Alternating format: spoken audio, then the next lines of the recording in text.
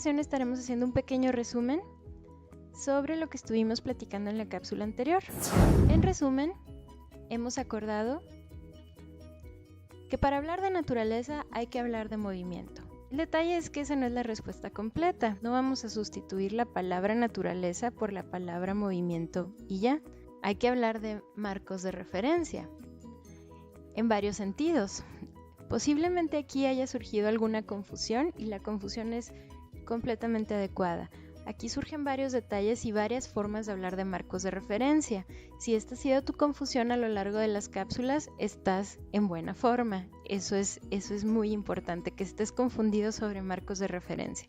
Porque si los estás dando por hecho, entonces no estás extrayendo lo muy peculiar que tiene cada uno de estos tipos. Desde luego, hasta ahorita no hemos hecho mucho énfasis en los distintos tipos de marco de referencia. Aquí vamos a empezar.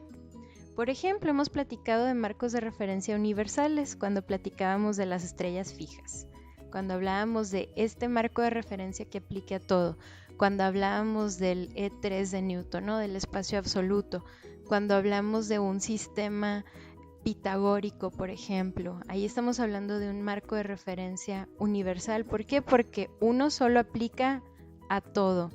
Cuando platicábamos de Descartes, comentábamos que el movimiento de acuerdo a Descartes, pues ni va ni viene.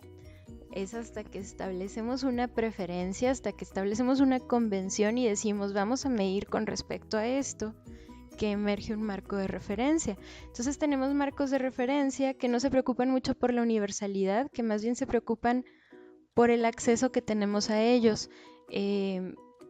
En ese sentido estamos hablando de un marco de referencia a partir de lo que nos conviene a nosotros, ¿no? Por ejemplo, con Aristóteles teníamos un marco preferencial en la Tierra.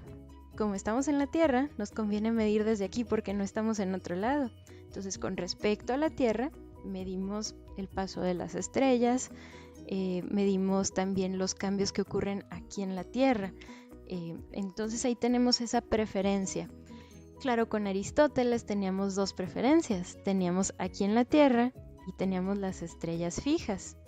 Con Newton, por ejemplo, teníamos una sola preferencia y no era nada más una preferencia, es que así es la naturaleza según Newton, ¿no? Entonces verán cómo aquí ya tenemos una diferencia importante. La universalidad natural, absoluta, rígida,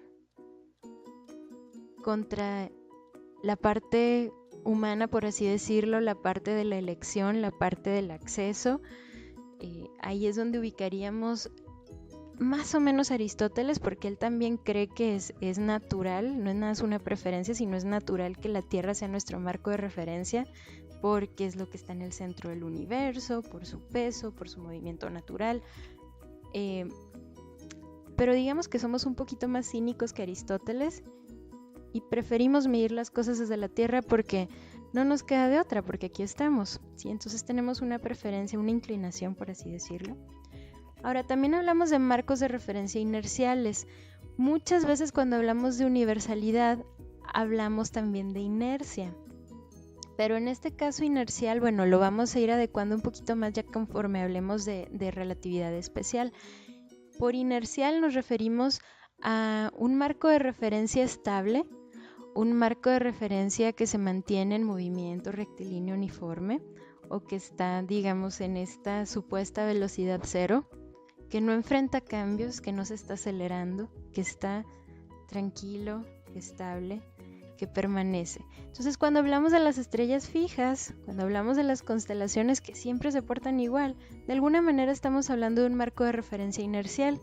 Entonces aquí vemos esta relación, si vemos la relación entre la universalidad y la inercia. Pero también hay una cierta relación entre la preferencia de algo que se mueve siempre igual.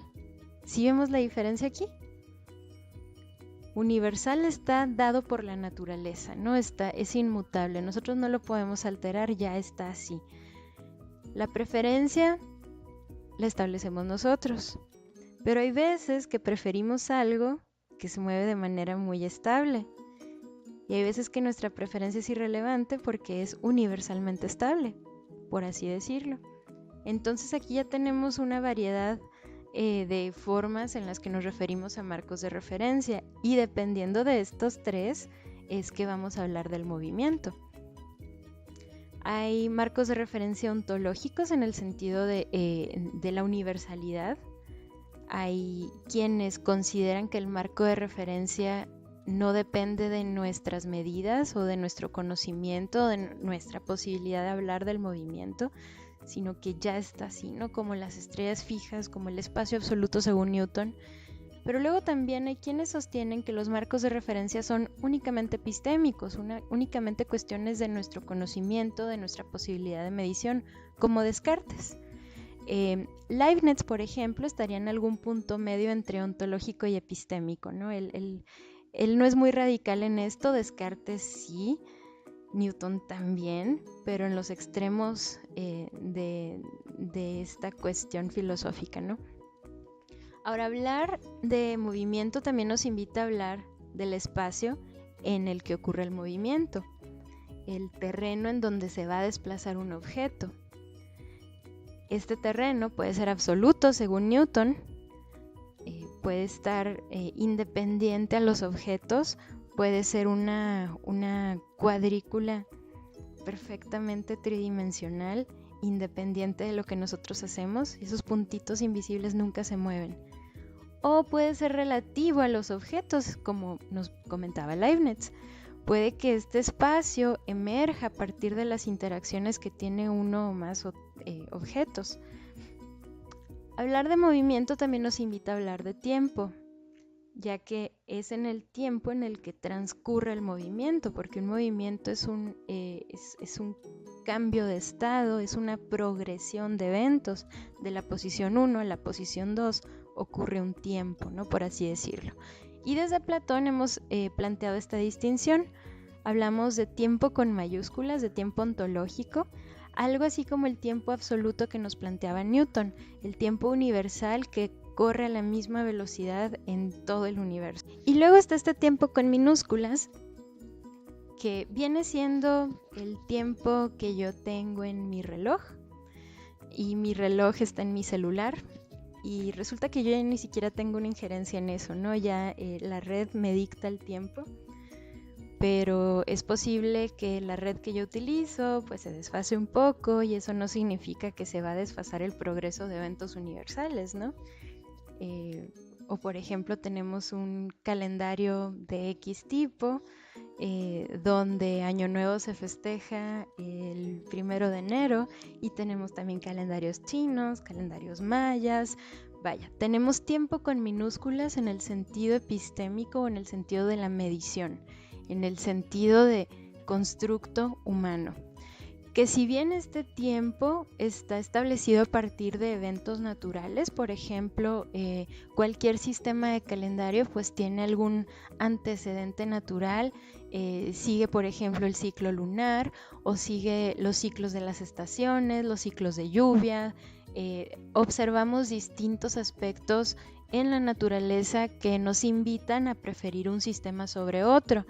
Y también desde luego tenemos situaciones, eventos humanos, eventos de nuestra historia que nos invitan a tomar como marcos de referencia dentro de estas líneas de tiempo, ¿no?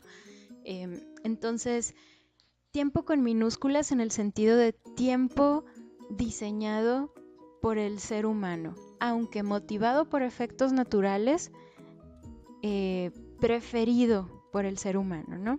Entonces, tiempo con minúsculas, tiempo epistémico o de medición, tiempo ontológico sería el tiempo que nosotros no podemos alterar, ese reloj universal. También hemos hablado de matemáticas, y hemos hablado de matemáticas en dos sentidos.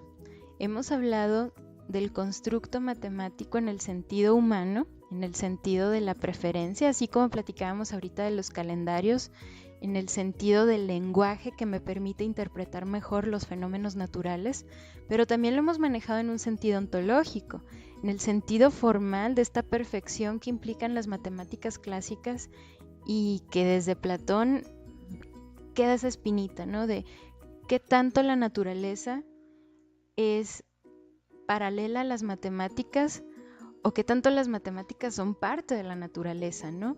Entonces tenemos estas dos connotaciones del artilugio matemático, ¿no? La connotación del constructo humano y la connotación ontológica de las matemáticas, ¿no? El platonismo a todo lo que da. Entonces hemos hablado de las tres dimensiones del cuerpo, del ser espacial perfecto, que es el 1, el 2 y el 3, la primera dimensión lineal, la dimensión de la superficie y la dimensión del cuerpo, y una cuarta que agregamos sutilmente con Platón, pero ya formalmente, claramente con Aristóteles, que es el tiempo o el devenir que sufren estas tres dimensiones o cuerpos.